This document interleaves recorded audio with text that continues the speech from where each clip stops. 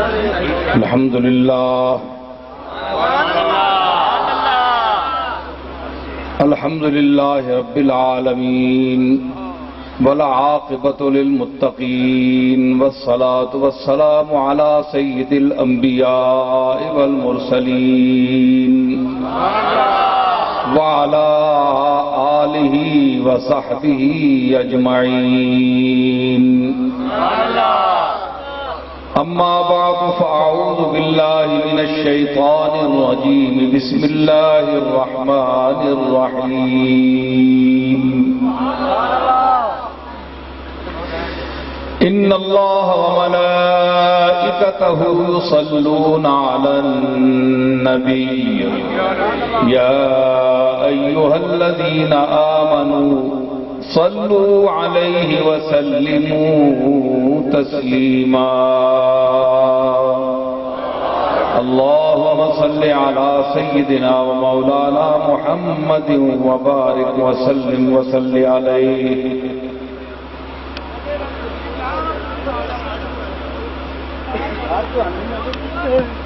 معزز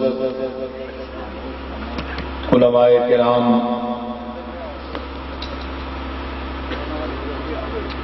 دور دراز سے اس محفل میں شرکت کے لیے آئے ہوئے بعض اوقات حضرات،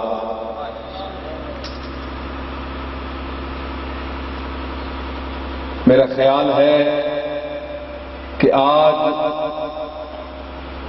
یہ عظیم اجتماع اس پنڈی میں یہ بتا رہا ہے کہ یہ کوئی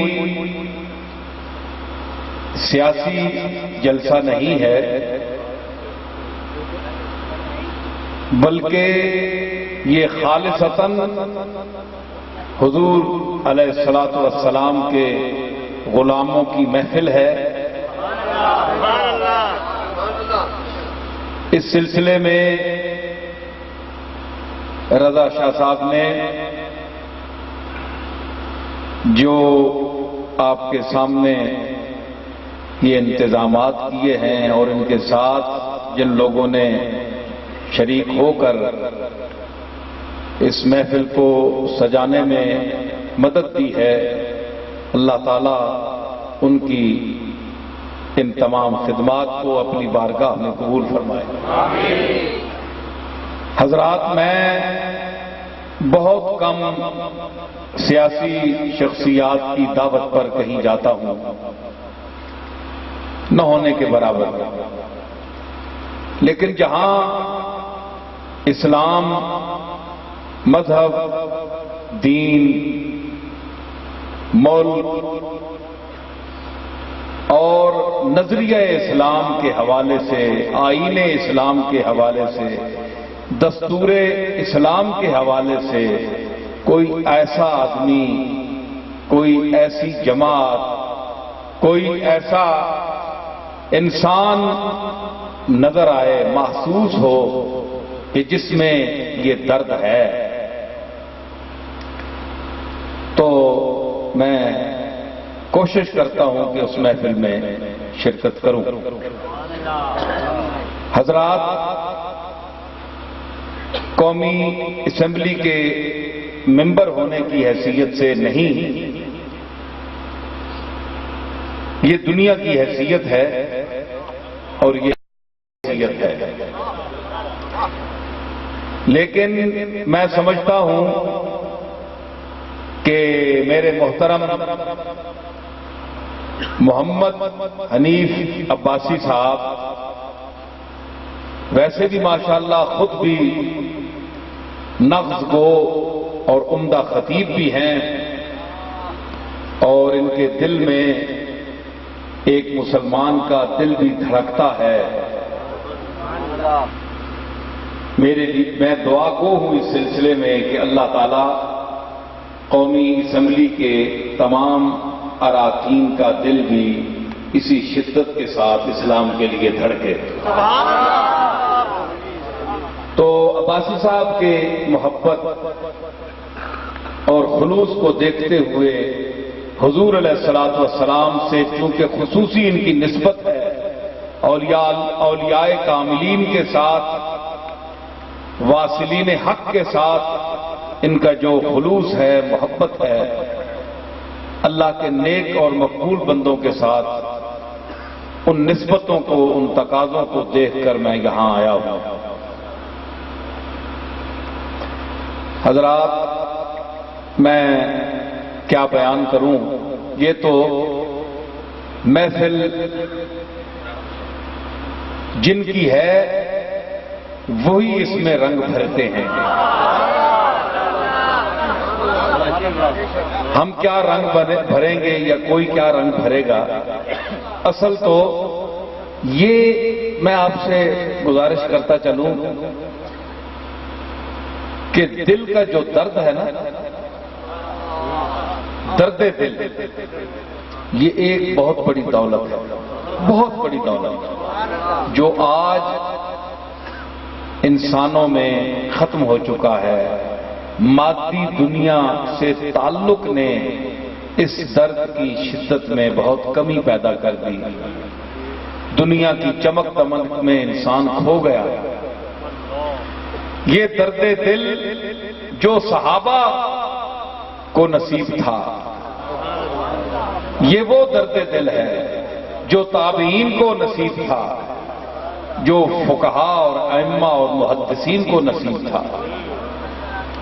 یہ جب تک نہ ہو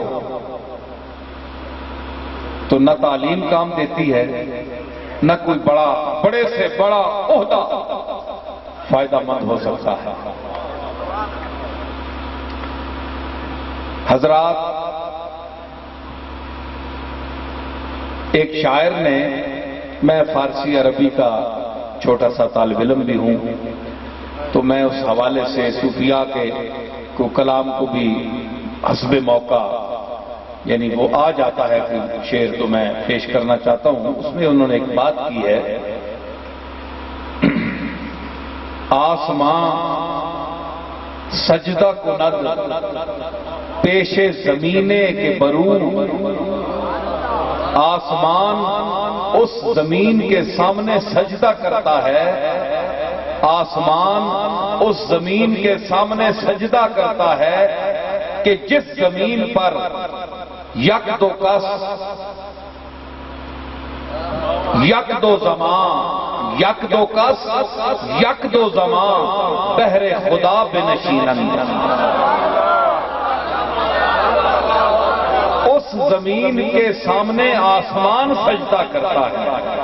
آسمان کی عظمتیں خم ہو جاتی ہیں کہ جس زمین پر دو آدمی ایک زیادہ دیر کے لیے نہیں، ایک دو منٹوں کے لیے، لمحوں کے لیے صرف اللہ کی رضا کے لیے مل کر بیٹھیں اور اپنے مالک کا ذکر کریں۔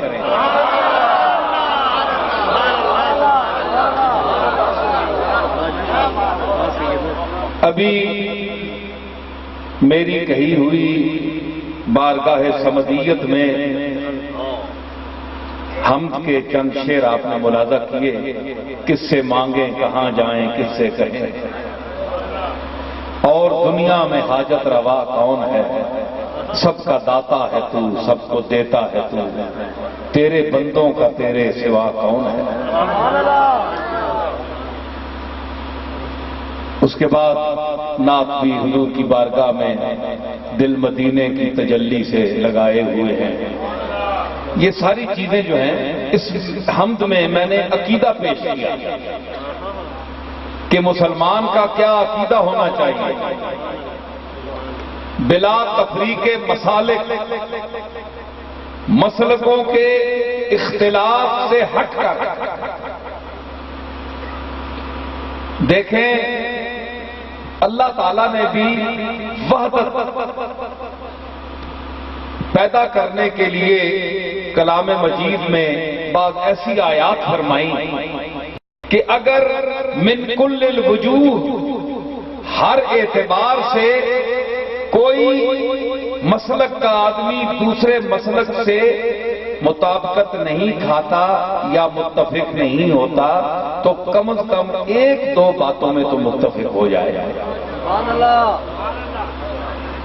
یہ اجتماع، اس اجتماع سے اور یہ چینل کے حوالے سے، جو چینل پوری دنیا میں نشر ہوں گے اور جو لوگ دیکھیں گے، ان مسلمان بہنوں بھائیوں تک بھی میرا یہ پیغام جائے کہ جتنا بھی انسان نزدیک ہو سکے، اگرچہ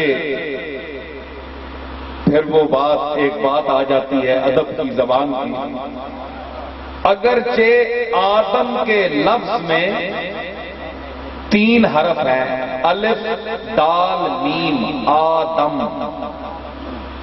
3 حرف. آدم انسان، ادمت ان سے ہے، یہ چونکہ گندم گون ادما، یہ گندمی رنگ کو کہتے ہیں، تو چونکہ انسان میں گندمی رنگ ہوتا ہے اس لیے آدم کہا جاتا ہے.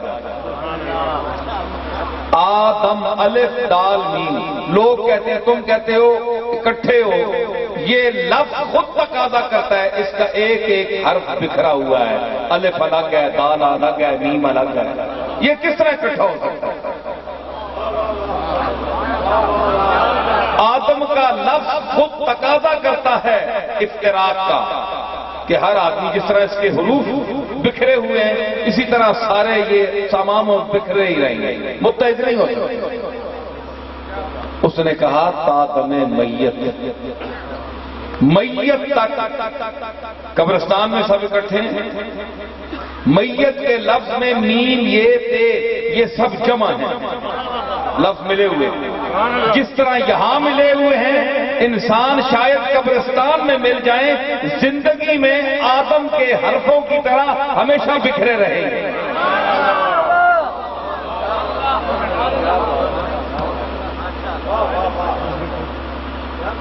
یہ ایک لفظیات کی بات ہے، ایک عقلی اور استدلالی انداز ہے، لیکن اللہ تعالیٰ نے جو خالق آدم و اولاد آدم ہے اس نے فرمایا کہ تمہارے یکجا ہونے کی ایک ہی صورت ہے، وَاعْتَصِمُوا بِحَبْلِ اللَّهِ جَمِيعًا وَلَا تَفَرَّقُوا. اللہ کی رسی کو مضبوطی سے تھامو اور آپس میں تفریق نہ پیدا کرو. یہ ایک صورت ہے. رسی ایک ہے، تھامنے والے کتنے ہیں؟ بولیے، اربوں کروڑوں بے شمار. رسی ایک ہے. آپ نے سمجھ لیا ہوگا کہ قرآن مجید کی یہ آیت کیا بتا رہی ہے کہ جتنے ہاتھ ہیں رسی ایک ہے، ہاتھ کروڑوں اربوں ہیں، چاہے وہ جس مسلک کے ہوں، جو ان کا نظریہ ہو، جو میلان طبع ہو، جو کچھ بھی ہو، اگر اعتصام بحبل اللہ کریں گے، اللہ کی رسی کو پکڑیں گے، تو ان کی دنیا بھی سنور جائے گی اور آخرت بھی سنور جائے گی. یہ ایک صورت ہے. ورنہ آدمی کے مل بیٹھنے کا عارضی طور پر مل بیٹھتے ہیں، اس میں بھی بڑے مسئلے ہوتے ہیں. اکبر الہ آبادی نے کہا تھا، عجب سلگتی ہوئی لکڑیاں ہیں رشتے دار. ایک وہ لکڑی ہوتی ہے جس کو آگ لگی ہوئی ہو، ایک وہ ہے جس کو آگ لگ کر بجھ چکی ہو اور دھواں اس کے سر سے نکل رہا ہو، وہ سلگتی ہوئی لکڑی ہوتی ہے. عجب سلگتی ہوئی لکڑیاں ہیں رشتے دار، الگ رہیں تو دھواں دیں، ملے تو جل جائیں. اپنے اپنے گھر بیٹھے رہیں تو اپنے جو آہیں ہیں دوسرے بھائیوں برادری کے متعلق اس کو برا بھلا کہنا، آہیں نکالیں گے، ایسا ہے، ایسا ہے، ایسا برا ہے، ایسا برا ہے. اور اگر کسی اجتماع میں اکٹھے ہو جائیں تو لکڑیاں جس طرح سلگتی ہوئی اکٹھی ہو جائیں تو آگ لگ جاتی ہے، تو رشتہ دار لڑ پڑتے ہیں، لڑائی ہو جاتی ہے. تو یہ عارضی نشست بھی انسانوں کی بڑی خطرناک ہوتی ہے۔ ان میں مزاج چونکہ ان کا مختلف ہے، شکلیں مختلف ہیں، امیال و عواطف مختلف ہیں، ان کا ذوق مختلف ہے، وہ خلاق عظیم کی تخلیق ہے، ورائٹی ہے کائنات میں۔ کل یوم ہوا فی شان، ہر لمحہ شان حسن بدلتی رہی جگر، ہر آن ایک جہان دیگر دیکھتے رہے۔ تو اس کی شان ہے کہ شکلیں مختلف ہیں، عقل مختلف ہے، طبیعت مختلف ہے۔ تو ان مختلف طبائع انسان کا اکٹھا ہونا اللہ نے، اللہ کے سوا ان کو اکٹھا کوئی نہیں کر سکتا۔ اور دیکھ لیں کہ یہ اللہ کے نام پر بھی اکٹھے نہیں ہو رہے آج تک، اور پھر مسلمان بھی ہیں، خود کو مسلمان بھی کہتے ہیں۔ عالم اسلام کس خطرناک صورت سے گزر رہا ہے۔ میرے ذوق اور ایسی جو محفلیں ہیں وہ ان کی ویڈیو وغیرہ موجود ہیں، لوگ سنتے رہتے ہیں۔ میں آج ذرا کچھ اور پیغام دینا چاہتا ہوں۔ میں جان بوجھ کر کچھ اور باتیں کرنا چاہتا ہوں، ورنہ وہ تو میرے گھر کی چیز ہے، وہ جس وقت چاہوں میں اللہ کے فضل سے وہ رنگ پیدا ہو سکتا ہے۔ تو میں چاہتا ہوں کہ یہ راولپنڈی پاکستان کیوں معرض وجود میں آیا ہے، اس کا مقصد کیا ہے؟ کیا ہم نے کوئی صرف خطہ لینا تھا اور اس میں جاگیردارانہ نظام چلانا تھا؟ جاگیرداروں اور وڈیروں کا یہ اڈا ہے؟ نہیں، محمد علی جناح مرحوم کے دل میں اللہ نے یہ بات ڈالی، انہوں نے اس نزاکت کو محسوس کیا اور اس خطہ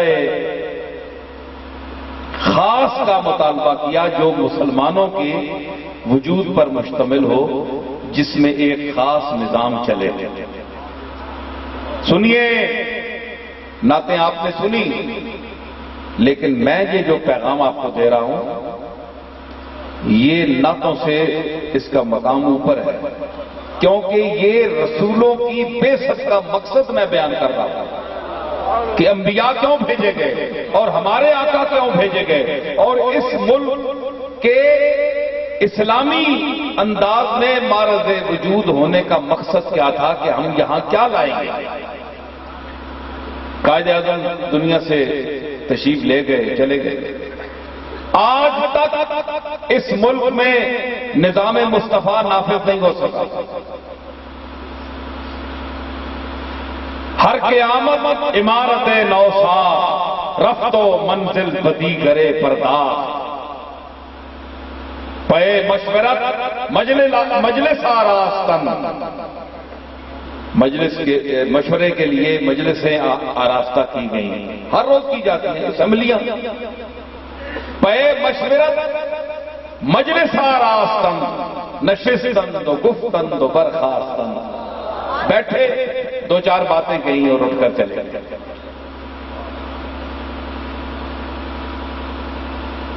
میں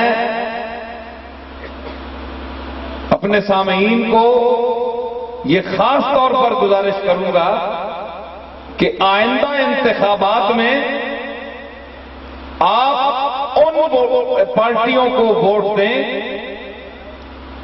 جو مذہبی اقدار، دینی اور اسلامی اقدار کی عزت کریں اور اس ملک میں نظام مصطفیٰ اور نظام خدا کو نافذ کریں۔ مہربانی، آپ کی مہربانی حکومت پر نہیں ہوگی جو نئی حکومت آئے گی، بلکہ اللہ تعالیٰ کا وہ احسان پورے سورہ رحمان نے ہر جگہ فَبِأَيِّ آلَاءِ رَبِّكُمَا تُكَذِّبَانِ فَبِأَيِّ آلَاءِ رَبِّكُمَا تُكَذِّبَانِ احسان جتلایا، اتنا منان، اتنا محسن پوری انسانیت کا، پورے عالمین کا، رب العالمین، تو آپ لوگ ان کو ووٹ نہیں دیں گے؟ اس کے نظام کو ووٹ نہیں دیں گے؟ بولے ہاتھ اٹھائیں، دیں گے۔ ہم کملی والے کے نظام کو ووٹ دیں گے۔ ہمیں کوئی ایسی طاقت نہیں چاہیے، ہمیں کوئی ایسا نظام نہیں چاہیے جو کملی والے آقا کے نظام کے برخلاف ہو، برعکس۔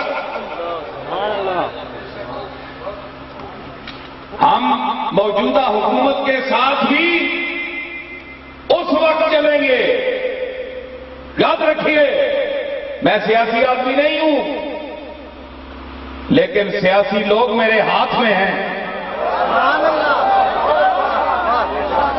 سمجھ آئی؟ میں سمجھتا ہوں یہ بازو میرے آزمائے ہوئے ہیں، حکومت وقت جان لے کہ ان کا آرڈر جسموں پر چلتا ہے اور ہم درویشوں کا آرڈر دلوں پر چلتا ہے۔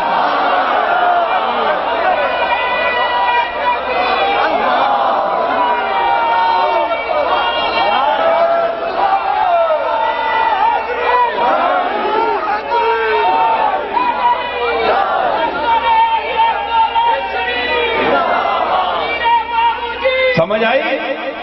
میرے دادا حضرت بابو جی، حضرت غلام محی الدین بابو جی نے قیام پاکستان میں کلیدی کردار ادا کیا۔ پرانے لوگ آج بھی زندہ ہیں، تاریخ گواہ ہے۔ حضرت خواجہ نظام الدین توسوی رحمت اللہ علیہ نے، پیر صاحب مانکی شریف نے، میرے دادا حضرت بابو جی نے، اور ان لوگوں نے پاکستان بنانے میں کلیدی کردار ادا کیا۔ مسلم لیگ کی حمایت کی، کس لیے؟ کہ حضور کا نظام آئے گا۔ میرے دادا فرمایا کرتے تھے کہ اگر پاکستان یہی ہے جو ہم دیکھ رہے ہیں 50 سال سے، تو اس سے پاکستان نہ بنتا تو بہتر تھا۔ کیا ہندوستان میں مسلمان نہیں ہیں؟ پہلے، اس سے پہلے مسلمان یہاں بھی تھے، مخلوق ایک نظام تھا، چل رہا تھا، کیا اس میں کمی تھی؟ یہ الگ آپ کو حصہ کیوں ملا؟ یہ کیوں لیا آپ نے؟ تو افسوس ہے کہ جسموں پر حکومت کرنے والے یہ سمجھ لیں کہ چند کرائے کے لوگ آنے کی اور چیز ہے، یہ میں نے کسی کو بلایا نہیں ہے، یہ دیکھیں ہے جی، یہ انہیں پتہ چلا کہ گولڈا سے مہر علی کا پوتا آ رہا ہے، تو ہم کملی والے کی نسبت کیا، وہ جو ایک کلادہ ہے ہماری گردنوں میں، وہ اپنی گردنوں میں ڈال کر آئے ہیں، اور یہ گلی پوری بھری ہوئی ہے۔ میری آواز جہاں تک جائے، سن رہا ہے جو لوگ، جو بھی سن رہا ہے، وہ یہ سمجھ لے کہ ہم برسر اقتدار نہیں آنا چاہتے، ہم تو بقول سادی برسریر دل شاہ ہم شوکت گدائی نہ،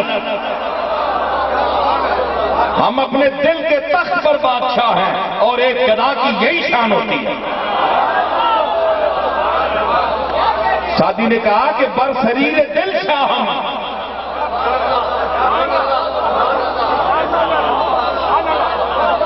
ہمیں یہ پولیس اور پیرے اور یہ جو سارا کچھ ہوتا ہے، اس کی ضرورت نہیں ہے۔ ایک گداگر ہو نا، غریب آدمی، وہ اپنے دل کی شریر کا بادشاہ ہوتا ہے، جو اس کا دل چاہے وہ کرتا ہے، یہی تو بادشاہی ہے نا۔ کسی دوسرے کو تکلیف تو نہیں دیتا نا کہ تم کھڑے رہو، تم بیٹھ جاؤ، تم یہ کرو، تم ادھر کھڑے ہو جاؤ، میری حفاظت کرو۔ نہیں، وہ کہتا ہے میں گدا ہوں اپنے کریم کا۔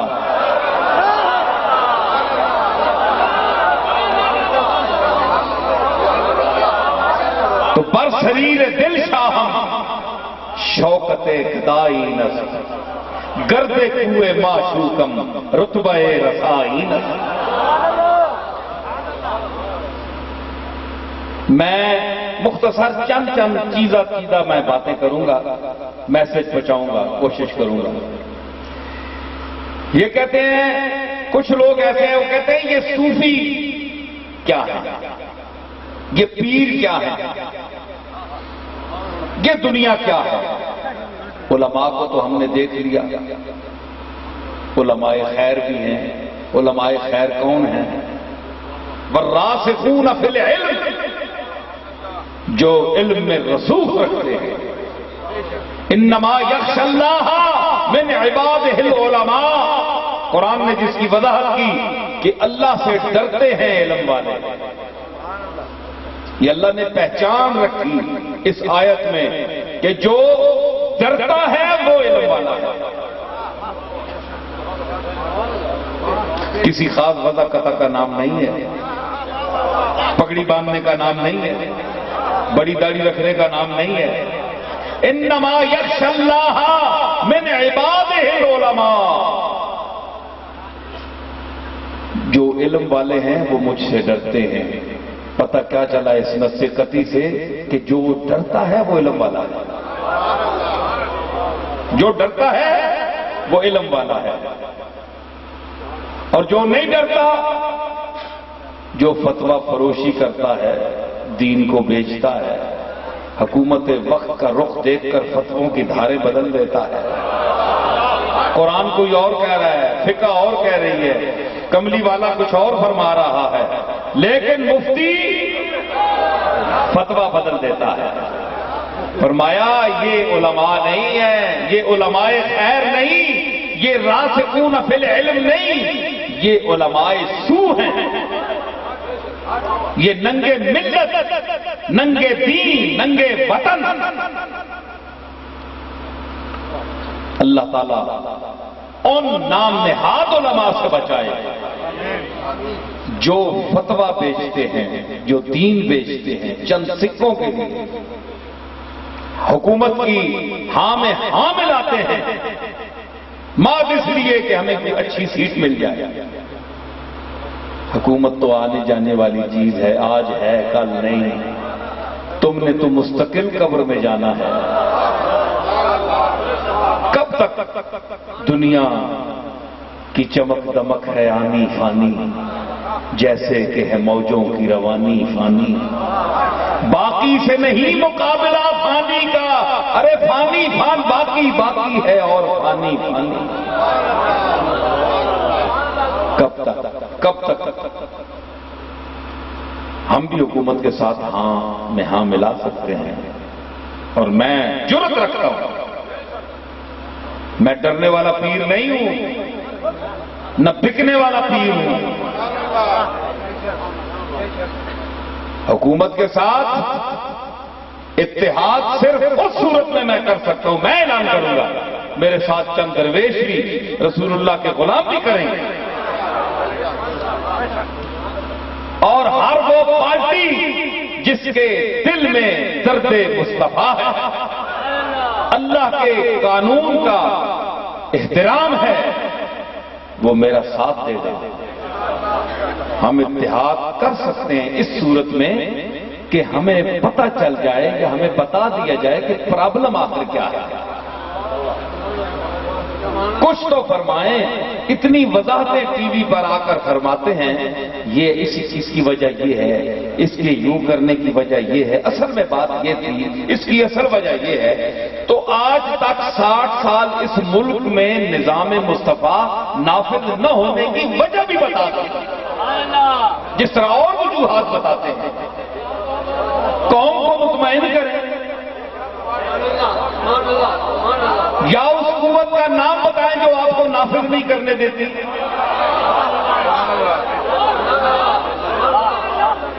دیکھیں نا، ہم نے تو مرنا ہے، ہم تو کملی والے کے غلام ہیں. ایک طرف کملی والا ہے، ایک طرف حکومت ہے. اگر حکومت کملی والے کا ساتھ چھوڑ گی، ہم حکومت کا ساتھ نہیں دیں گے.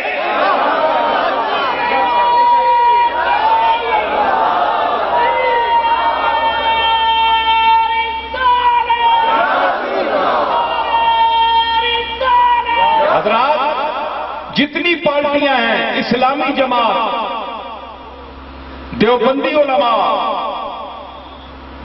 مرکزی کیا چیز ہے؟ جزیات کا اختلاف ہے فروعی مسائل میں.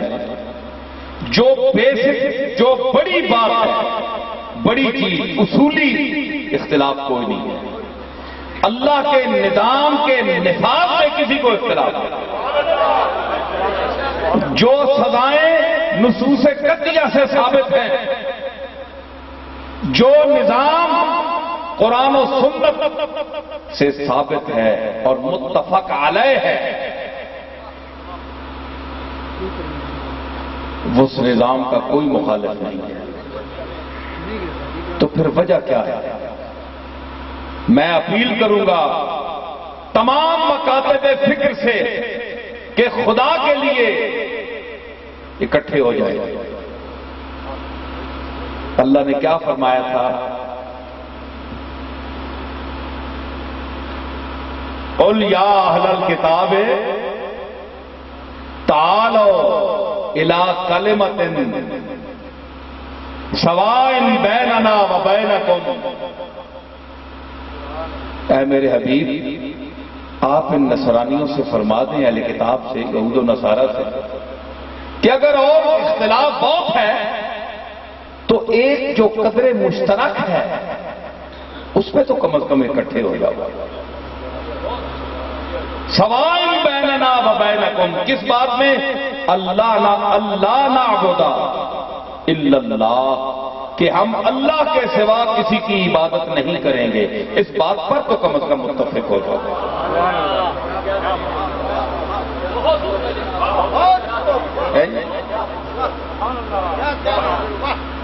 اللہ نعبد الا اللہ ولا نشرک بہ شیئا. اور یہ شیئن پر جو تنوین ہے یہ نکرے کی ہے، یہ نکرے کی ہے. شیئن، آپ جس طرح انگریزی جانتے ہیں نا، ہم تھوڑی بہت ہی عربی بھی جانتے ہیں. اس کا بھی ایک مزاج ہے. آپ سنیں ذرا، شیئن پر میں ذرا بولتا ہوں. شیئن ولا نشرک بہ، اور اللہ کے ساتھ شیئن، کسی چیز کو شریک نہیں کرتے. کسی چیز میں ذوی العقول بھی ہیں، غیر ذوی العقول بھی ہیں.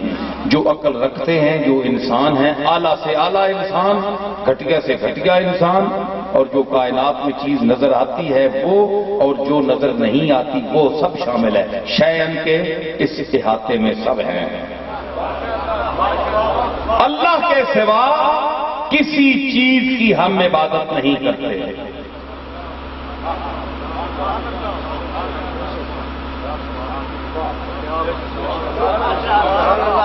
ہے جی لا.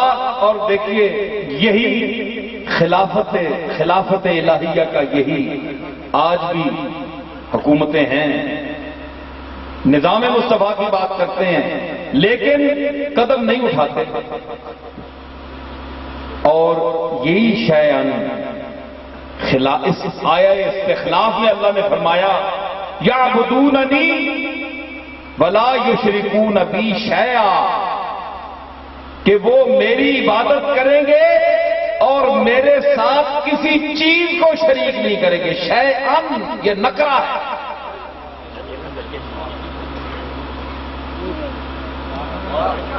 کسی چیز کو، دنیا وما فیہا، انسان، بڑے سے بڑا انسان، چھوٹے سے چھوٹا انسان، چیز نظر آنے والی جو نہیں نظر آتی، کسی چیز کو، قل هو اللہ احد، صرف اللہ. آیا استخلاف میں اللہ نے فرمایا، اللہ نے وعدہ کیا تم میں سے جنہوں نے اچھے عمل کیے ان کو میں خلافت دوں گا.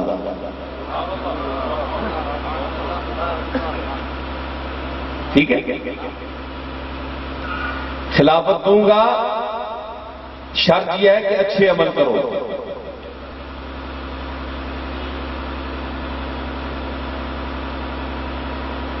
اچھا، ان کے پھر سارے صفات بتائیں، پھر فرمایا یعبدوننی. یہ عقیدہ بھی ہے، یہ عقیدے، اس کے عقیدے کے ہوں گے.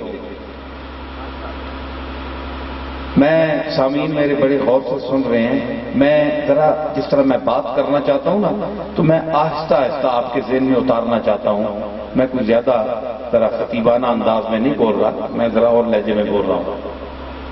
میرے لیے کوئی ایسی بات نہیں ہے. میں آپ کو سمجھانا چاہتا ہوں کہ کچھ طبقہ ہے، ایک طبقہ جو کہتا ہے کہ یہ خلافت راشدہ کے متعلق ان کا کچھ نظریہ ٹھیک نہیں.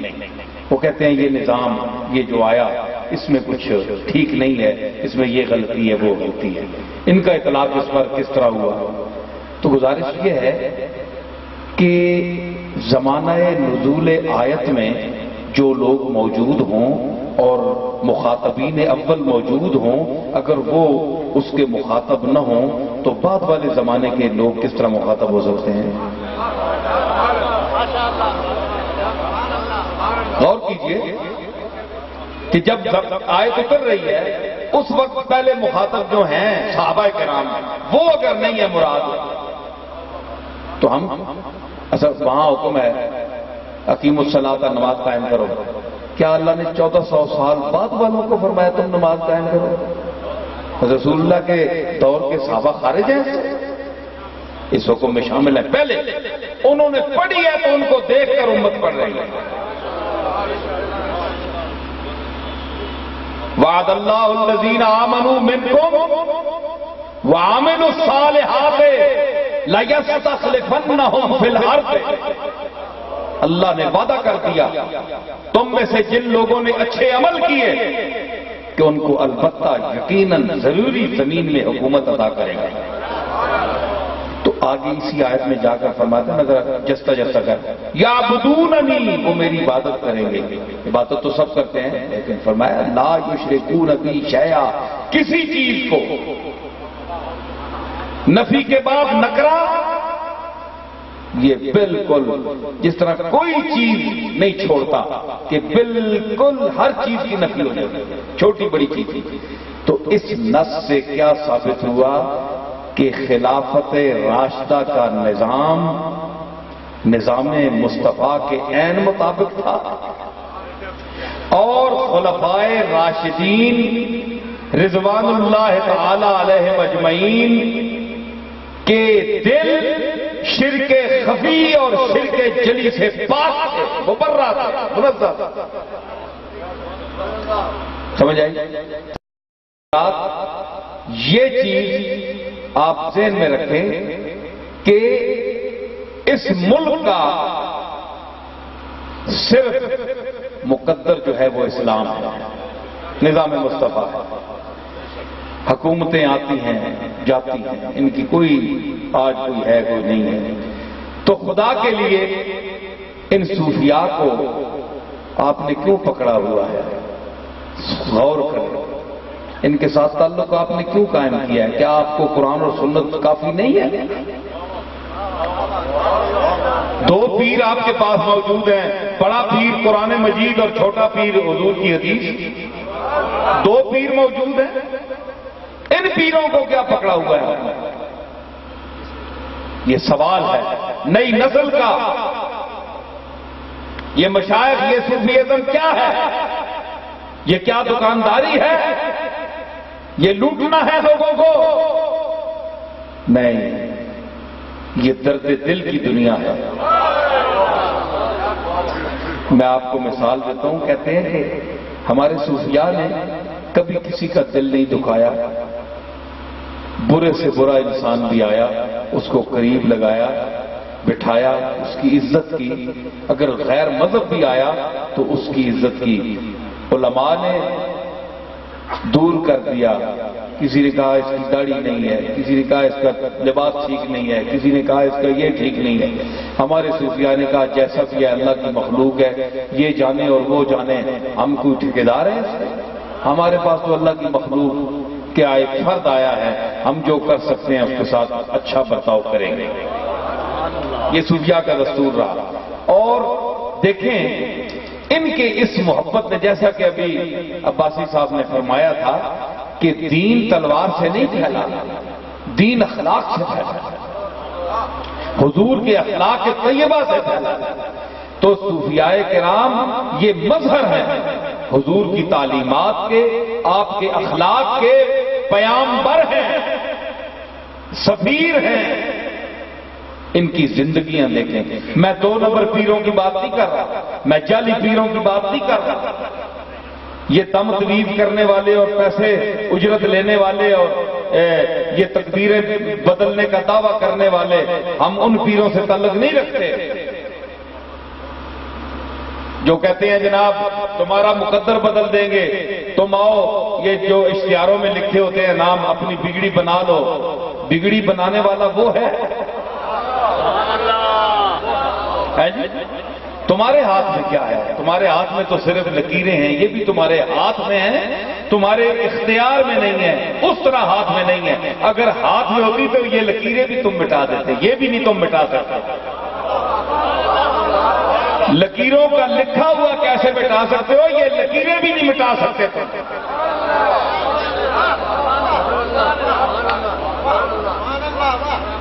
اللہ کی ذات پر، حضور کی تعلیمات پر چلو. کتنا بڑا آقا ہے، کتنا بڑا پیغام ہے. قرآن کو دیکھو، صوفیاء کو دیکھو، ایک جماعت ہے، کملی والے کے غلاموں کی ایک جماعت ہے. تو ان لوگوں کے پاس، ان لوگوں نے آپ کو سنت رسول سکھائی، حضور کا طریقہ عمل، آپ کے عقیدے. حضرت پیران پیر، پیروں کے اولیاء، اولیاء اللہ کے سردار، ولیوں کے سردار، شیخ المشارق والمغارب، جانشین مصطفیٰ، جانشین مصطفیٰ بڑا بڑا لقب دے چھوڑے. جانشین مصطفیٰ، جانشین رسول اللہ صلی اللہ علیہ وسلم کی جگہ پر بیٹھنے والا. کیا مطلب؟ جگہ یہ جگہ نہیں کہ جہاں آپ بیٹھا کرتے تھے، یہ مراد نہیں ہے. آپ کا جو مقام تبلیغ ہے، جو منصب تبلیغ ہے، اس مقام پر، اس نہج پر، اس انداز میں، اس لہجے میں بولنے والا، یہ نیابت کا معنی ہے. تو جتنے اولیاء اللہ ہیں صحیح یہ انبیاء اور صحابہ کے جانشین ہیں. یہ کوئی پراپرٹی کی جانشینی نہیں ہے. میں نے اپنے وہاں انٹرویو میں بھی کہا تھا کہ ہماری آج کل گدیوں میں یہ ہوتا ہے کہ جناب پیر صاحب بڑے فوت ہو گئے، ان کے صاحبزادے بیٹھ کے گدی پر. یہ گدی عارضی چیز ہے، یہ تو پراپرٹی کی چیزیں ہیں. یہ تو عام آدمی بھی مر جائے اس کا بیٹا بیٹھ جاتا ہے. یہ کوئی ایسی بات تو نہیں ہے. یہ جانشینی مصطفیٰ کی بات ہے. صدیق اکبر کا براہ راست خونی کوئی رشتہ نہیں ہے، اوپر نسلوں میں ملتے ہیں. فاروق اعظم کا کیا رشتہ ہے؟ لیکن نیابت ان کو دی گئی. علی قریب تھے، خلیفہ ان کو، خلافت ان کو دی گئی. قریب علی تھے. یہ بات نہیں ہے کہ علی میں معاذ اللہ کوئی نائل تھے. علی میں بڑی اہلیت تھی. انا مدینۃ العلم وعلی بابھا. صرف عباسی صاحب میں سمجھتا ہوں کہ صرف جو شہنشاہیت کا، شہنشاہ انبیاء نے جو خاتمہ کیا، شہنشاہیت کا شہنشاہ انبیاء نے جو خاتمہ کیا، تو پہلی اس کی مثال رکھی کہ علی کے علی بھائی ہیں، فاطمہ الزہرا کا زوج ہے، آمد ہے، رشتہ ہے. لیکن اس شہنشاہیت کا خاتمہ کرنے کے لیے پہلے اس کو بٹھایا جو 7-8 فٹ اوپر سے ملتا ہے، قریب والے کو چھوڑ دیا، ان کو بٹھایا تاکہ شہنشاہیت کا خاتمہ ہو جائے. کہ یہ نہیں کہ ایک بڑا آدمی بڑے اگر بیٹا اس کا نہیں ہے تو بھائی بیٹھ جائے، نہیں.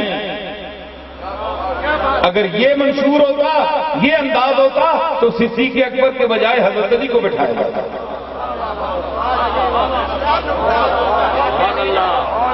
حالانکہ علی ایسا سارے احسن القضاء مانتے تھے، صدیق اکبر احسن القضاء فرماتے تھے کہ علی سب سے بہتر فیصلہ کرنے والا ہے. حضرت عمر نے فرمایا تھا کہ لولا علی لہلک عمر، کہ آج ایک فیصلہ دے رہے تھے، حضرت علی آئے تو آپ نے فیصلہ کہا کہ فاروق یہ فیصلہ یوں نہیں، اس کا جواب یہ ہے. فاروق اعظم چونکے، اور جو لوگ کہتے ہیں جی ان کا تعلق ٹھیک نہیں تھا آپس میں، ذرا دیکھ لو کیا فرما رہے ہیں. فاروق اعظم فرما رہے ہیں کس کے لیے؟ علی کے لیے، کہ لولا علی لہلک عمر، کہ آج اگر علی پر وقت نہ آ جاتا تو عمر مارا جاتا. میں نے فیصلہ غلط دے دیا تھا، علی نے مجھے بتایا.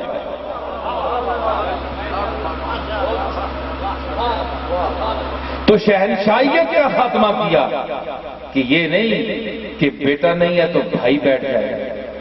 اپنا قریبی کوئی نہیں. حضور نے فرمایا ابو بکر مروا ابا بکر بالصلاۃ. نبی علیل تھے، میرا ایک شعر ہے نبی صدیق اکبر کی منقبت میں، نبی علیل تھے. پوچھا بلال نے آ کر، نبی علیل تھے، پوچھا بلال نے آ کر نماز کون پڑھائے ہمیں؟ کہا صدیق. آپ نے فرمایا کہ جاؤ صدیق اکبر کو کہو وہ پڑھائے. تو ان کا یہ تعلق تھا، تو اس چیز کو ختم کیا آپ نے. سمجھ آئے؟ تو حضرات یہ کوئی کسی کا ٹھیکہ نہیں ہے. اللہ نے فرمایا کہ اربابا، اس میں ولا یتخذ بعضنا بعضا اربابا من دون اللہ ہے، اور نہ یہ کہ ہم میں سے ایک دوسرے کو ہم اللہ کو چھوڑ کر رب بنا لیں، رب کا درجہ دے دیں، یہ بھی غلط ہے. فرمایا یہ وہی اہل کتاب کو اللہ فرما رہا ہے جس میں فرمایا یا اہل الکتاب تعالوا الی کلمۃ سواء بیننا و بینکم. اس میں آگے آیت میں آتا ہے ایک یہ کہ وہ شرک نہ کریں اللہ کے ساتھ، اور دوسرا یہ کہ ایک دوسرے میں سے اپنے جیسے انسانوں کو رب نہ بناؤ. رب نہ بناؤ کا کیا مطلب ہے؟ رب کا معنی دو ہوتے ہیں. ایک رب کا معنی مالک، ایک رب کا معنی پالنے والا. کما ربیانی صغیرا قرآن میں آتا ہے. تو ایک رب کا معنی مالک، تو رب نہ بناؤ کیا مطلب ہے؟ چاہے کوئی لیڈر ہو، چاہے کوئی مقننہ ہو، جو قانون ساز اسمبلی ہے، یہ بھی تو رب کی لپیٹ میں آ سکتی ہے نا. وَلَا يَتَّخِذَ بَعْضُنَا بَعْضًا أَرْبَابًا مِّن دُونِ اللَّهِ. اللہ کے علاوہ اللہ کے نظام دیکھ رہا ہے سامنے، قرآن کھلا ہوا ہے، سیرت مصطفیٰ سامنے ہے، لیکن آپ نے اس نظام کو ہاتھ تک نہیں لگایا. اپنی طرف سے آپ قانون سازی کر رہے ہیں. یہ پچھلے دنوں 20 قانون سازی ہوئی تھی، پتہ ہے نا آپ سب کو. آپ نے، ہم نے کیا کر لیا؟ علماء نے شور مچایا، ہم نے شور مچایا. اللہ بھی تو دیکھ رہا ہے نا. ہم تو پھر بولے، اللہ تو خاموش ہے.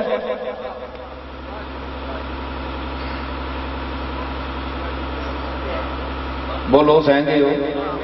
ہم تو پھر بولے تو وہ ذات تو دیکھ رہی ہے اور پتہ ہے کہ خاموشی، اور پھر مالک کی خاموشی.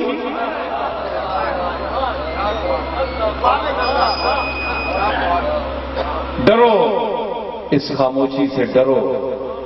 وقت ہے توجہ کا، غور کا. معافی مانگو.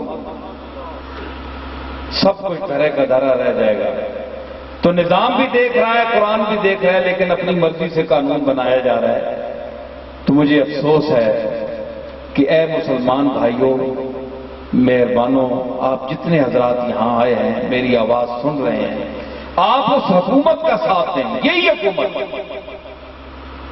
اس حکومت کا ہم ساتھ دیں گے اس شرط پر کہ وعدہ کرے، صرف وعدہ نہیں جس طرح پہلی حکومتیں کرتی رہیں،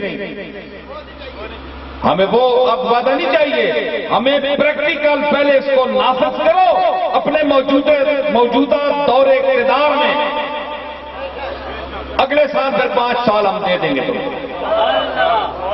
اس کو نافذ کرو تمہیں مل جائے گا، قوم تمہارے ساتھ ہے، آپ کو کرسی چاہیے، اقتدار چاہیے، ہم دیں گے، پہلے آپ اپنے مقتدر اعلیٰ اللہ کا اقتدار اور غلبہ اور تسلط کو تسلیم کرو، پھر ہم چونکہ تم نے اس کے اقتدار کو تسلیم کیا تو ہم تمہارے اقتدار کو بھی تسلیم کریں گے۔ میرا خیال ہے یہی ہر جماعت کا منشور ہے۔ ماشاءاللہ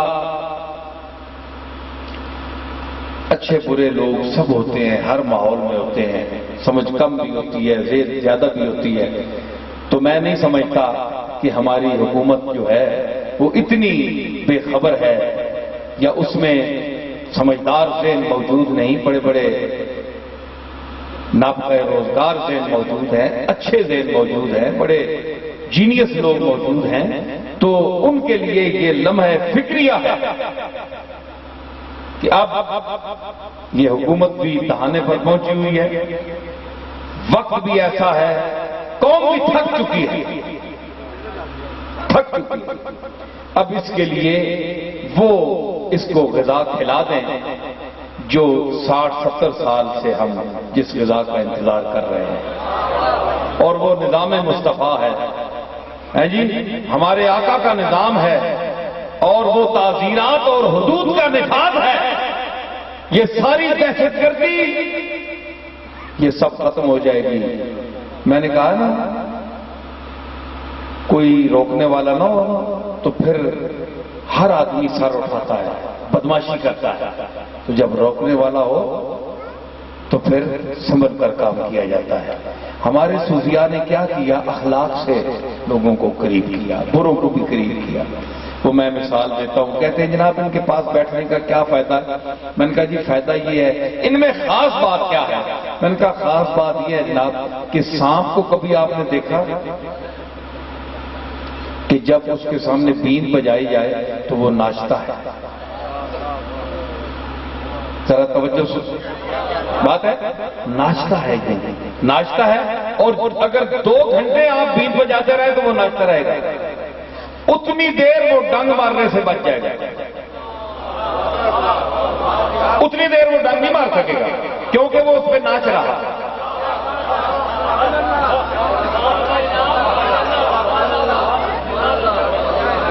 تو بقول سعدی یہ طبقہ اولیاء وہ ہے کسانے کے وحدت پرستی کنن برآواز دولاب مستی کنن، جو اللہ کے نام پر مٹنے والے ہیں،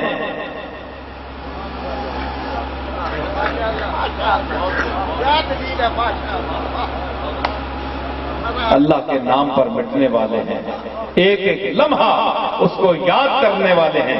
الذین یذکرون اللہ قیاما وقعودا وعلی جنوبہم ویتفکرون فی خلق السماوات والارض، یہ وہ طبقہ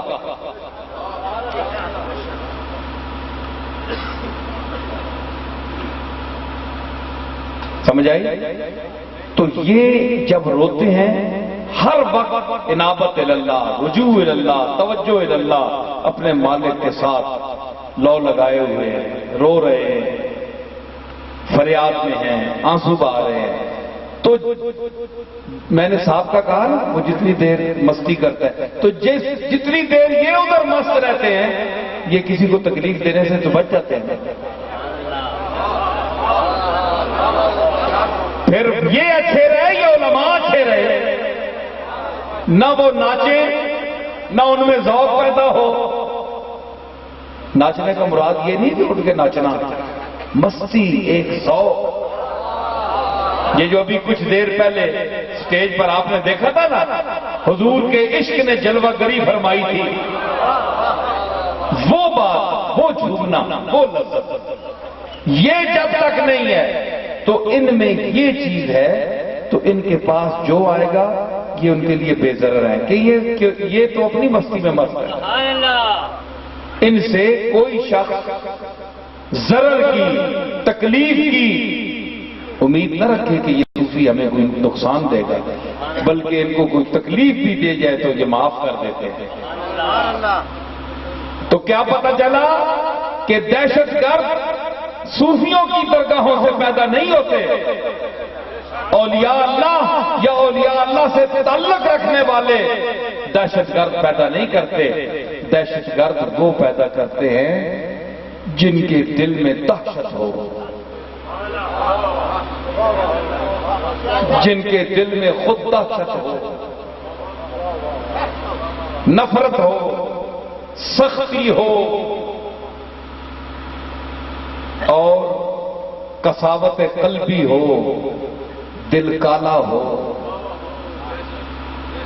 دہشت ان کے پاس ہے جو اللہ کے نام اور ذکر سے پہلے ہی دل جن کے پسیج چکے ہیں، جو پہلے ہی ختم ہو چکے ہیں۔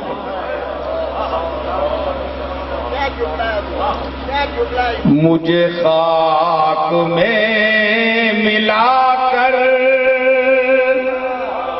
میری خاک بھی اڑا دے، مجھے خاک میں ملا کر۔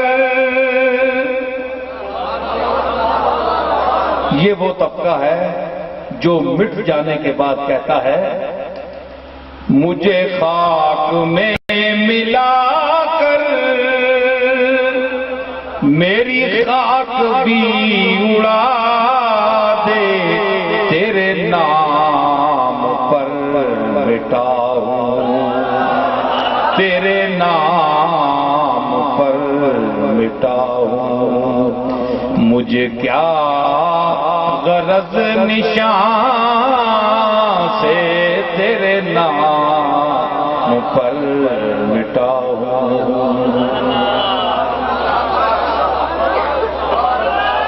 یہ وہ طبقہ ہے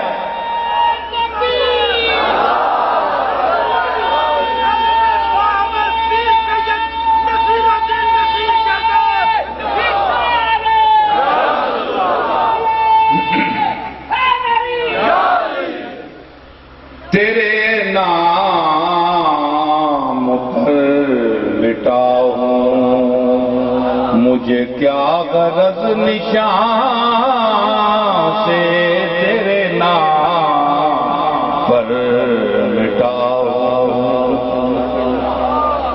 اور میں چلتے چلتے، یہ تو بیدم شاہ وارسی ہے نا، تو مجھے اپنا ایک شعر یاد آ گیا۔ یہ ذوق کی محفل ہے ذرا۔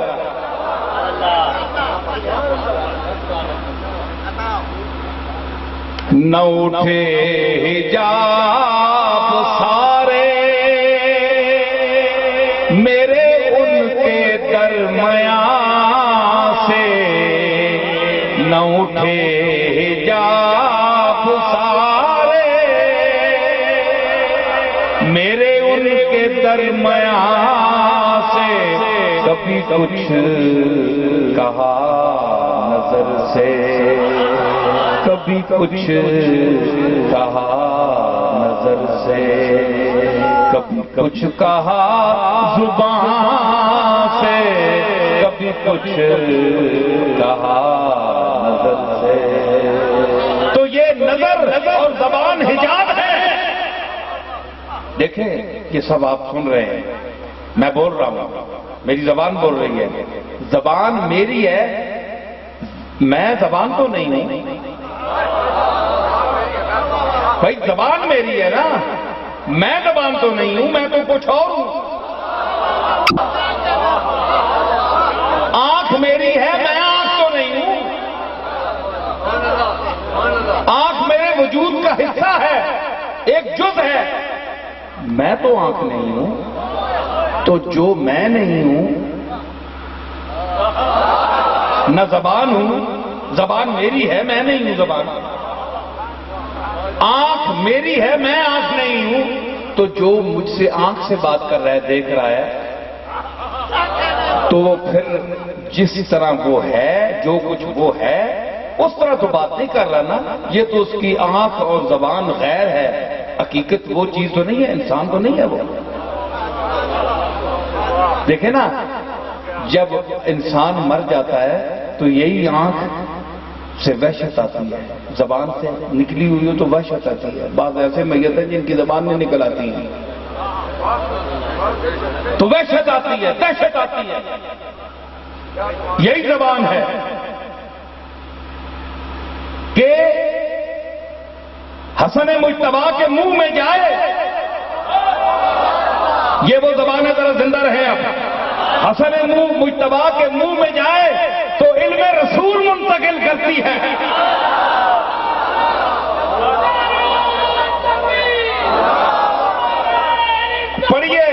پڑھیے حدیث پڑھیے، حسن کو بلایا، بیٹے ادھر آؤ، یہاں بٹھا کر منہ اٹھا کر حسن کے منہ میں زبان دی اپنی۔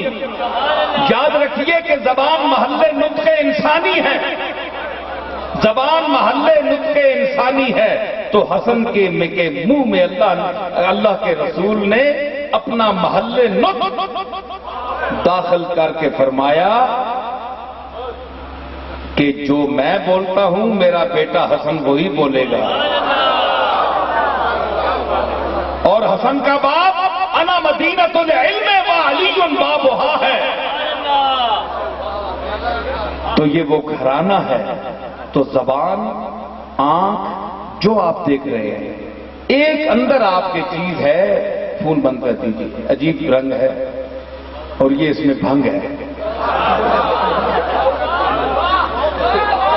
تو میں عرض کر رہا ہوں کہ میں کیا کہہ رہا ہوں کہ یہ پورا وجود اس میں آپ کی شناسائی کا، جس سے آپ اور ہم مل رہے ہیں، جس محبت سے عباسی صاحب نے مجھے، حنیف عباسی صاحب نے بلایا اور ہم گلے ملے اور آپ سب ملتے ہیں، وہ یہ آپ کی آنکھیں اور آپ کے یہ کان اور آپ کے یہ ہاتھ، یہ اعضاء نہیں ہے جن سے آپ ایک دوسرے سے محبت کرتے ہیں، بلکہ وہ لطیفہ رحمانی ہے، وہ نفس ناطقہ انسانی ہے، جس کے بل بوتے پر آپ کے ساتھ جسموں میں محبت ہے۔ اس کی دلیل جب وہ انسان کی روح جسم سے نکل جاتی ہے تو قریب تر رشتہ کیوں نہ ہو، اس میت سے انسان کو دہشت آتی ہے، رات کو اس کے پاس نہیں سو سکتا، چاہے اپنی ماں ہو، باپ ہو، وہ چیز نکل جائے تو انسان اس کے ساتھ نہیں بیٹھ سکتا، نہ تو وہ چیز جس کو انسان کہا جاتا ہے، جو انس کی خیرات تقسیم کرتی ہے، اسے آپ روح کہیں، نفس ناطقہ انسانی کہیں، لطیفہ رحمانی کہیں، کچھ بھی کہیں، تو میں کہہ رہا ہوں کہ کبھی کچھ کہا نظر سے، کبھی کچھ کہا زبان سے، آپ تو ان چیزوں سے یہ غیر ہیں آپ کے حضور، آپ آنکھوں سے نہ کہیں، زبان سے نہ کہیں، اس زبان سے کہیں جس سے یہ پورا وجود جس پر چل رہا ہے، میں تو اس لہجے میں سننا چاہتا ہوں۔ یہ بڑی ڈوب کر میں نے بات کہی ہے اور بڑی اتنا پھیلا کر میں نے اس شعر میں بیان کر دی۔ نہ اٹھے حجاب سارے میرے ان کے درمیان سے، کبھی کچھ کہا نظر سے، کبھی کچھ کہا زبان سے، کبھی کچھ کہا نظر سے، اور ہوئی بارشیں کرم کی اسی وقت آسمان سے، ہوئی بارشیں کرم کی